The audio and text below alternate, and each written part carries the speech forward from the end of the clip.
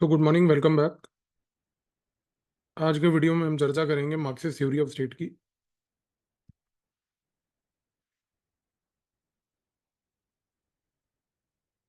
पिछले वीडियो में हमने लिबरल थ्योरी ऑफ स्टेट देखी। हमने लिबरल थ्योरी के साथ एसोसिएटेड स्कॉलर्स और लिबरल थ्योरी का कोर फ्रेमवर्क देखा था। मार्क्सिस्ट थ्योरी ऑफ स्टेट क्या कहती है?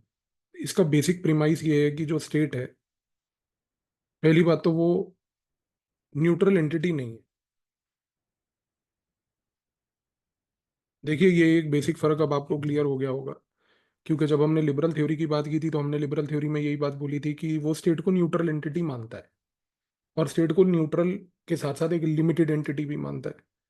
पर मार्क्सिस्ट थ्योरी ऑफ स्टेट जो है वो स्टेट को किसी भी तरीके से एक न्यूट्रल एंटिटी नहीं मानता। वो कहता है कि स्टेट जो है works for the ruling class, it works for rich people, it works for business class, it works for capitalists. तो उसके हिसाब से स्टेट जो है वो एक इम्पार्शियल एंटिटी है।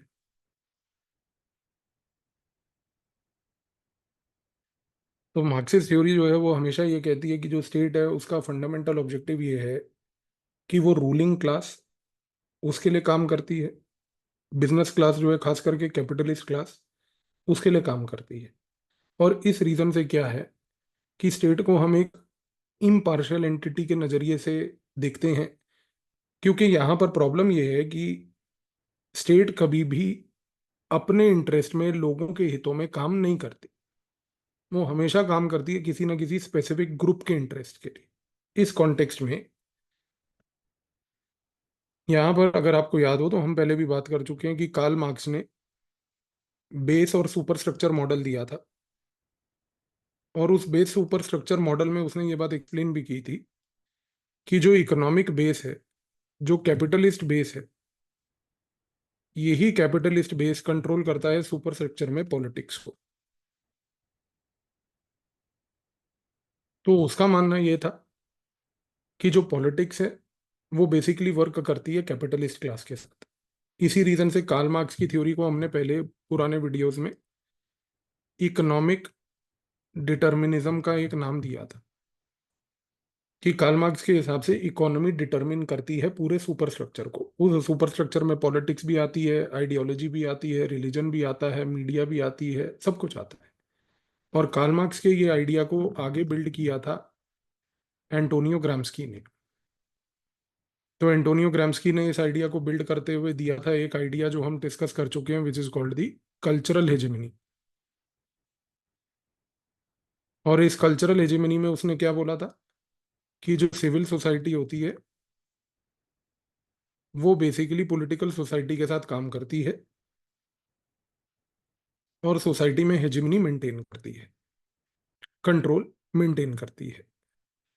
और उसने ये बात भी बोली थी कि पीपल जो आज की डेट में सब्जुगेट हो रहे हैं, they are subjugated by their own consent. क्योंकि हमने एक चीज बोली थी एंटोनियो ग्राम्स्की के केस में, कि उसने ये समझाया था कि कैसे जब आप किसी को सब्जुगेट करते हो, अगर उस पूरे सब्जुगेशन को एक नेचुरल फिनोमिना के तरीके से दिखाया जाए कि ये सोसाइटी का एक नेचुरल फीचर है, जबकि वो नेचुरल नहीं होता बल्कि उसके पीछे ही सिविल सोसाइटी का पूरा काम होता है, तो उस केस में लोगों को ये लगता है कि हमारा अगर सब्जुगेशन भी हो रहा है तो वो नेचुरल है, जबकि सब्जुगेशन जो है वो नेचुरल नहीं होता बल्कि उनके कंसेंट के थ्रू सिविल सोसाइटी कर रही होती है। तो कार्ल मार्क्स और एंटोनियो ग्राम्स्की ने जो फाउंडेशन क्रिएट किया, इस फाउंडेशन से एक चीज दोनों के प्रूव हो गई। प्रूव ये हो गई कि इन दोनों के हिसाब से स्टेट जो था, इट वाज नॉट न्यूट्रल। तो मार्क्सिस्ट थ्योरी ऑफ स्टेट का जो बेसिक प्रेमाइस है वो यहां से बना कि स्टेट न्यूट्रल है ही नहीं, वो काम करता है बेसिकली कैपिटलिस्ट क्लास के, बुर्जुआ क्लास के इंटरेस्ट्स के लिए। लेकिन इस थ्योरी को आगे बिल्ड किया बहुत इंपॉर्टेंटली लेनिन ने। तो लेनिन ने एक बुक लिखी जिसका नाम था स्टेट एंड रेवोल्यूशन। इस बुक में लेनिन ने क्या बोला? स्टेट एंड रेवोल्यूशन की जो बुक थी, इस बुक में लेनिन ने एक बड़ी इंपॉर्टेंट चीज बोली। उसने एक ये बात बोली जिसको हम कहते हैं इंस्ट्रूमेंटलिस्ट व्यू ऑफ स्टेट। अब इसका क्या मतलब है वो अभी समझ लेते हैं, बहुत इजी है।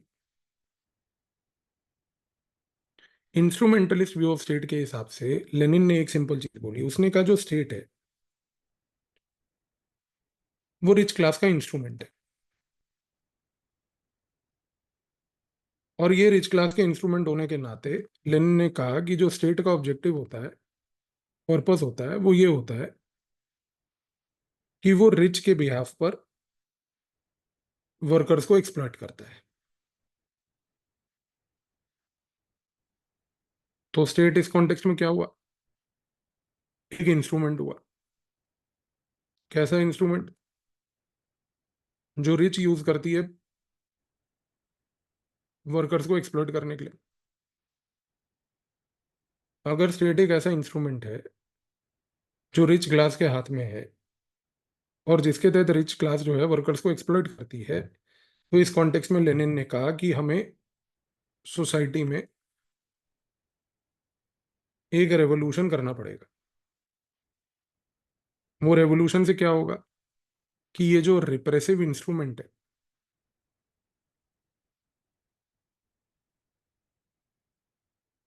ये रिमूव हो जाएगा। ये जो रिप्रेसिव इंस्ट्रूमेंट है ये रिमूव हो जाएगा। तो इस व्यू को लेनिन के हम कहते हैं इंस्ट्रूमेंटलिस्ट व्यू, क्योंकि उसने जो पूरा व्यू दिया और उसने जो पूरी थ्योरी कंसेप्चुअलाइज करी उसमें स्टेट एक ऐसा इंस्ट्रूमेंट था जो एक फंडामेंटल क्रिटिकल इंस्ट्रूमेंट है जिसको रिच यूज करती है पुअर को सप्रेस करने के लिए, वर्कर्स को सप्रेस करने के लिए।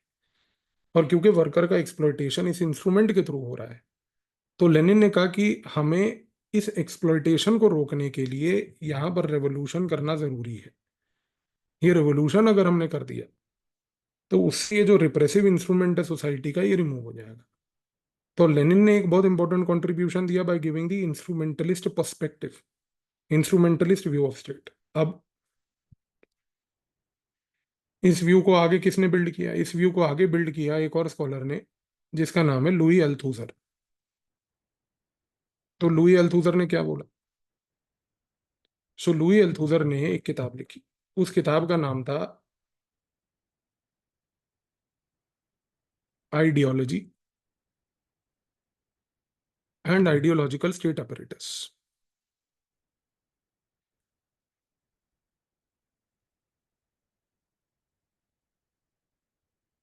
अब ये जो बुक थी ideology and ideological state apparatus, इसमें लुई अल्थूसर ने दो कॉन्सेप्ट्स दिए। कॉन्सेप्ट नंबर वन वाज कि ही सेड कि हर एक सोसाइटी में एक रिप्रेसिव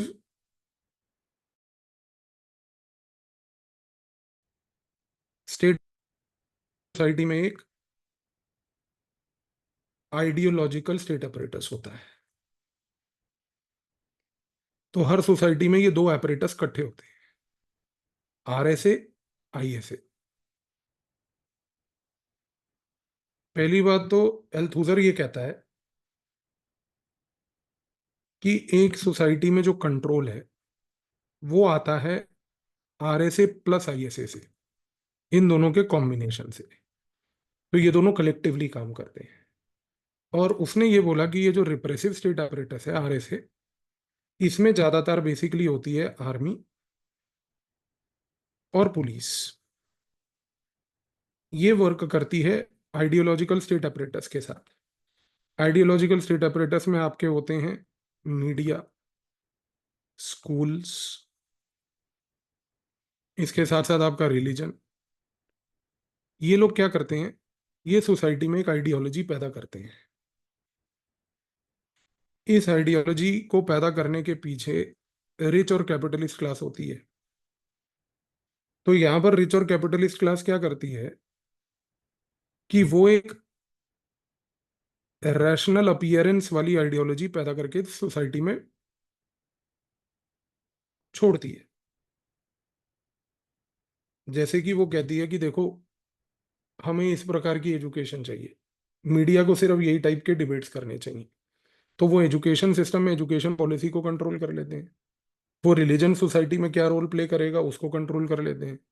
सोसाइटी में स्कूल्स क्या रोल प्ले करेंगे मीडिया क्या रोल प्ले करेगा, सब कुछ कंट्रोल कर लेते हैं। इसके तहत वो सोसाइटी में एक स्पेसिफिक आइडियोलॉजी चलाते हैं। वो आइडियोलॉजी जो होती है वो कैपिटलिस्ट क्लास के इंटरेस्ट्स को सोसाइटी में और डीपन करती है। वो आइडियोलॉजी जब कैपिटलिस्ट क्लास के इंटरेस्ट को सोसाइटी में डीपन करती है, उस समय ये सोसाइटी में आइडियोलॉजी परकोलेट होती है। क्योंकि जब आइडियोलॉजी बनाई गई, रिच क्लास ने बनाई, रिच क्लास ने आइडियोलॉजी बनाकर स्कूल, मीडिया और रिलीजन का प्रयोग करके उसको सोसाइटी में डिस्पर्स करके स्प्रेड किया। फिर ये आइडियोलॉजी सोसाइटी में फैली।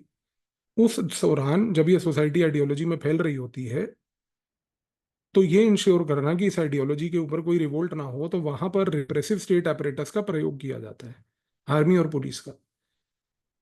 तो लुई अल्थुसर कहता है कि आर्मी और पुलिस ये इंश्योर करते हैं कि आइडियोलॉजिकल स्टेट अपरेटस की इंटरेस्ट हमेशा चलते रहे। आइडियोलॉजिकल स्टेट अपरेटस के तहत प्रोड्यूस्ड जो आइडियोलॉजी है, उसको किसी भी प्रकार से कोई ऑपोजिशन ना मिले।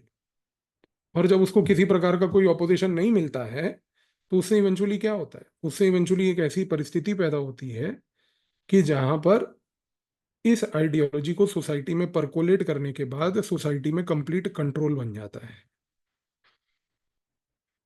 ये कंट्रोल आया कैसे? आइडियोलॉजी से। इस कंट्रोल को आइडियोलॉजी के थ्रू लाया कैसे गया? मीडिया, स्कूल और रिलीजन के थ्रू। मीडिया, स्कूल और रिलीजन में ये आइडियोलॉजी पहुंचाई कैसे गई? कैपिटलिस्ट क्लास के थ्रू।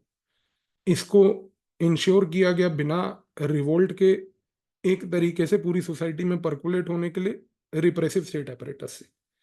तो इसी रीजन से अल्थुजर ने क्या ये बात बोली, ये देखिए, control will happen through RSA plus ISA.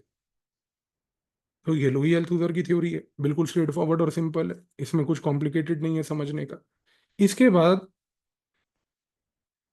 एक थ्योरी आती है जो निकस पोलंजास देता है।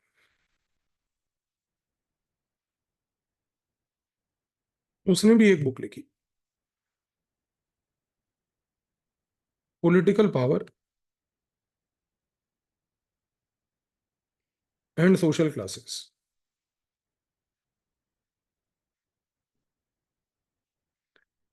अब इस बुक में उसने एक आइडिया दिया। उसने कहा कि देखो, जो कॉन्सेप्ट उसने दिया उसको कहते हैं concept of relative autonomy of state.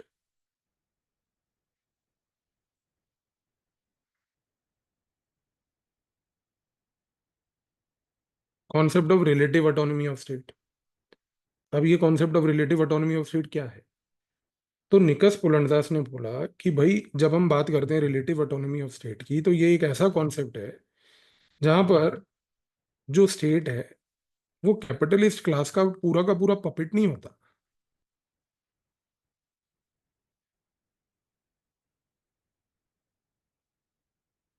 तो उसने सबसे पहले ये नोशन को दूर किया कि ये कहना कि स्टेट जो है वो एग्जिस्ट करता है सिर्फ कैपिटलिस्ट क्लास के इंटरेस्ट्स को फर्दर करने के लिए, वो गलत है। स्टेट जो है वो सिर्फ कैपिटलिस्ट क्लास का एक पपेट है, वो भी गलत है।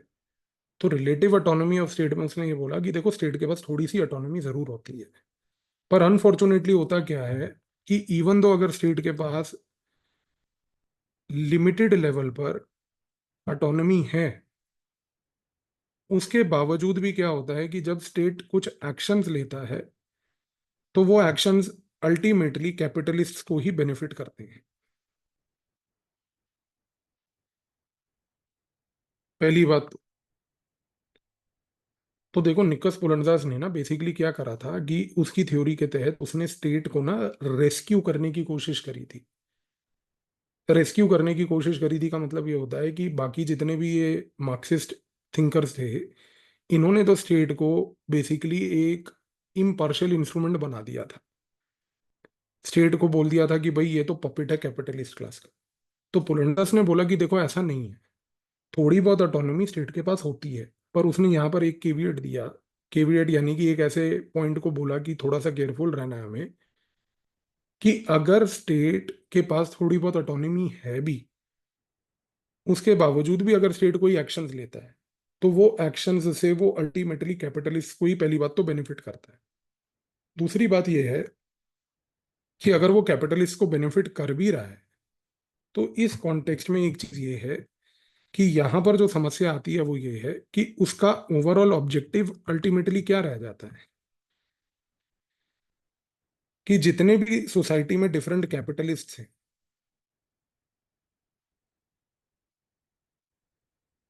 उनके इंटरेस्ट्स कैसे फुलफिल होंगे, इसके बीच में जो कंपटीशन चल रहा होता है, उस कंपटीशन को मैनेज करने का काम स्टेट का इवेंचुअली एंड अप हो जाता है।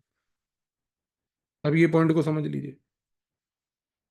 तो यहां पर बेसिकली बात ये हो रही है कि पोलंजास कहता है कि स्टेट के पास थोड़ी बहुत ऑटोनॉमी होती है, पर जब वो ऑटोनॉमी से कुछ एक्शन करता है, कोई भी टास्क अचीव करता है स्टेट, तो वो इवेंचुअली पॉलिटिकल क्लास के उस एक्शन से कोई ना कोई कैपिटलिस्ट क्लास ही बेनिफिट करता है। अगर उस एक्शन के थ्रू किसी कैपिटलिस्ट क्लास को बेनिफिट होता है, तो एक कैपिटलिस्ट क्लास को बेनिफिट होने का मतलब ये है कि दूसरे कैपिटलिस्ट क्लास को बेनिफिट नहीं हुआ। तो यहाँ पर दूसरे कैपिटलिस्ट क्लास के इंटरेस्ट हर्ट हुए, बिकॉज स्टेट ने जो एक्शन लिया उससे कुछ एक स्पेसिफिक क्लास को बेनिफिट मिला। अगर एक कैपिटलिस्ट को बेनिफिट मिला स्टेट के एक्शन से और दूसरे को बेनिफिट नहीं मिला, तो दूसरा कैपिटलिस्ट क्या करेगा? अब स्टेट के ऊपर प्रेशर डालेगा कि भाई मेरे फेवर में आप एक्शन लो। अगर स्टेट वो दूसरे कैपिटलिस्ट के फेवर में एक्शन लेता है, तो ऐसा हो सकता है कि उसके एक्शन की वजह से तीसरे कैपिटलिस्ट को कुछ लॉस हो। तो यहां पर निकस पोलंजास क्या कह रहा है कि सोसाइटी में जब बहुत सारे कैपिटलिस्ट होते हैं, उन बहुत सारे कैपिटलिस्ट के अलग अलग इंटरेस्ट होते हैं, उन सारे कैपिटलिस्ट के बीच में कंपटीशन चल रहा होता है, तो स्टेट का ऑब्जेक्टिव क्या रह जाता है कि जब भी वो कोई ना कोई एक्शन लेता है, उस एक्शन से इस कंपटीशन में कहीं ना कहीं अफेक्ट आता है। तो स्टेट इस कंपटीशन को ही मैनेज करने में लगा रह जाता है। स्टेट इस कंपटीशन में कि मेरे एक एक्शन से इस कैपिटलिस्ट को फायदा हुआ, इसको लॉस हुआ, अब इसको अगर लॉस हुआ तो मैं इसको फायदा देने के चक्कर में कुछ एक्शन लूं, उसकी वजह से तीसरे को लॉस हो गया, फिर तीसरे को लॉस हुआ तो अब मैं तीसरे को बेनिफिट देने के चक्कर में कोई एक्शन लूं, तो चौथे को लॉस हो गया। तो पुलंडसास कह रहा है कि स्टेट इसी कार्य में बिजी रहता है कि वो बेसिकली इन कैपिटलिस्ट्स के कंपटीशन को ही मैनेज करने की बार बार कोशिश करता रहता है अपने एक्शंस के थ्रू। और इस कार्य में स्टेट जो है थोड़ी बहुत ऑटोनॉमी रख के जो एक्शंस लेता भी है, उन एक्शन से वो इस कंपटीशन में इतना व्यस्त हो जाता है कि इवेंचुअली वो कैपिटलिस्ट क्लास का ही काम कर रहा होता है। पर पुलंडजस की थ्योरी बाकी स्कॉलर्स की थ्योरी से सिर्फ इस पॉइंट पे अलग है कि वो ये पोर्ट्रे करता है कि स्टेट इंडिपेंडेंटली कुछ एक्शन ले रहा है। ये चीज अगर हम देखें तो जितनी भी अभी तक अपन ने बात करी, कार्ल मार्क्स के कॉन्सेप्ट के केस में, ग्राम्स्की के कॉन्टेक्स्ट के केस में, लेनिन के कॉन्टेक्स्ट के केस में, अल्थूसर के कॉन्टेक्स्ट के केस में, ये चार लोग इस चीज को एक्सेप्ट नहीं करते कि स्टेट के पास कोई भी ऑटोनॉमी है। तो ये जो रिलेटिव ऑटोनॉमी थोड़ी सी बात करी, ये सिर्फ पुलंडजस ने करी। तो पुलंडजस ने सिर्फ इसी चीज के ऊपर चर्चा करी कि इन चारों से हटकर उसने एक नया पॉइंट ये दिया कि बस लिमिटेड ऑटोनॉमी है। ये पॉइंट जरूर याद रखिएगा। और ये चारों के चारों स्कॉलर जो हैं, ये स्टेट के पास कोई भी ऑटोनॉमी है उसको रिजेक्ट करते हैं, क्योंकि ये कहते हैं कि भाई स्टेट के पास कोई ऑटोनॉमी नहीं है, वो सिर्फ रिच क्लास का एक इंस्ट्रूमेंट है। ठीक है जी। तो ये है पूरी की पूरी मार्क्सिस्ट थ्योरी स्टेट की, और ये उसमें 5 क्रूशल लोग हैं जो आपको याद रखने। और इनके व्यूज आई बिलीव अब आपको इस वीडियो के बाद बहुत क्लियरली समझ भी आ गए होंगे, क्योंकि बहुत इजी लैंग्वेज में ही मैंने आपको ये चीज़ पूरी समझाई है। और ये चीज़ याद रखिएगा कि ये जितने भी स्कॉलर्स हम यहाँ पढ़ रहे हैं, जो अभी हमने लिबरल थ्योरी में भी पढ़े, यहाँ पर जो अभी हमने मार्क्सिस्ट थ्योरी में भी पढ़े, इनका रिलेवेंस डायरेक्टली एथिक्स में भी होता है। और एथिक्स की क्लासेस में भी जो जीएस की चल रही हैं, वो जीएस एथिक्स में मैं आपको रोज बताता भी हूँ रेगुलर क्लास में कि कैसे आपको ये थिंकर्स को अप्लाई करना है, क्योंकि यही एप्लीकेशन जो है आपका जीएस के एथिक्स में मदद करता है। तो वो हम एथिक्स की क्लास में सीख रहे हैं। एंड एथिक्स के जो स्टूडेंट्स मेरे से एथिक्स पढ़ रहे हैं, उनको ये चीज़ें अब क्लियर हो रही होंगी कि how these views are getting applied there in the class. तो चलिए मिलते हैं नेक्स्ट क्लास में नेक्स्ट वीडियो के साथ। Thank you.